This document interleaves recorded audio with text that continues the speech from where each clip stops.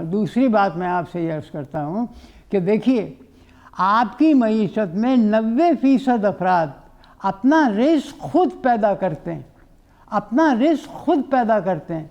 Formal employment میں جو labour force ہے وہ 12% ہے، صرف 80% لوگ اپنا رزق خود پیدا۔ یہی وجہ ہے کہ انفلیشن جب آتا ہے تو یہ 80% لوگ بہت کم متاثر ہوتے ہیں۔ نائی اپنے کرایہ بڑھا لیتا ہے، ٹھیلا والا اپنا۔ آپ کی معیشت ایک خود کفیل معیشت ہے۔ آپ کی معیشت کسی کے اوپر، کسی بیرونی سرمایہ کے اوپر یا بیرونی تجارت کے اوپر منحصر ہے ہی نہیں۔ اور آخری وجہ جو میں بیان کروں جس کی وجہ سے ہم IMF کی مخالفت کر رہے ہیں وہ یہ ہے کہ وہ اس خود کفیل حلال معیشت کو ختم کرنا چاہتی ہے۔ یہ جو ڈاکیومنٹیشن کی تحریک ہے یہ حلال معیشت کو ختم کرنے کی تحریک ہے۔ ڈاکیومنٹیشن کے نتیجے کے اندر جو لوگ حلال کاروبار کر رہے ہیں ان کے لیے ناممکن ہو۔ حلال کاروبار سے کیا مراد ہے؟ حلال کاروبار سے مراد یہ ہے کہ وہ کاروبار جس کا نہ سٹے کے بازار سے کوئی تعلق ہو، نہ سود کے بازار سے کوئی تعلق ہو۔ 80% آپ کو معلوم ہے کہ اس ملک میں بینک اکاؤنٹ کا جو ٹوٹل نمبر ہے وہ مشکل سے آبادی کا 9% ہے۔ 91% آدمی کبھی کسی بینک کا دروازہ تک نہیں کھولتے۔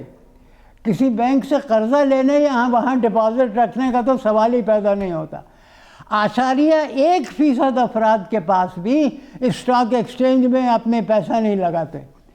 یہ ہے حلال معیشت۔ ہماری معیشت بنیادی طور کے اوپر ایک حلال معیشت ہے جس کے اوپر سامراج کا قبضہ نہیں ہے، اور سامراج اس حلال معیشت کو ڈاکیومنٹیشن کے ذریعے تباہ کر کے اس کے اوپر تسلط قائم کرنا چاہتا ہے۔ اس لیے ہم IMF کے معاہدے کی تردید کرتے ہیں، اور حلال معیشت کو فروغ دینے کا جو تجویز ہم پیش کر رہے ہیں اس سے اسلامی جماعتوں کی بیسک کنسٹیٹوئنسی کو آگے لانے کا بہترین موقع ہے۔ اس لیے کہ جیسے کہ ایرانی انقلاب نے بتایا، ہمارا بنیادی جو کنسٹیٹوئنٹ ہے وہ یا محلے میں ہے یا بازار میں ہے، یا محلے میں ہے یا بازار میں ہے، اور علماء ایران نے محلے اور بازار کو ہی انسٹیٹیوشنلائز کر کے انقلاب ایران برپا کیا۔ لہذا IMF کے مقابلے کی مقابلہ کرنا، IMF کے مقابلے کو رد کرنا، IMF کے مقابلے کو ناکام بنانا ہماری سیاسی اشد ضرورت، لیکن ہمیں اس کا بالکل احساس نہیں۔ آپ کو یہ بات یہاں بیٹھے ہوئے سمجھ میں آ رہی ہے، اور آپ جو ہمیں سمجھا رہے ہیں ہمیں سمجھ میں آ رہی ہے، تو یہ حکمرانوں کو سمجھ کیوں نہیں آ رہی ہے؟ اس لیے کہ حکمران غدار ہیں۔ حکمرانوں کی یہ بات کیسے سمجھ میں آ سکتی ہے؟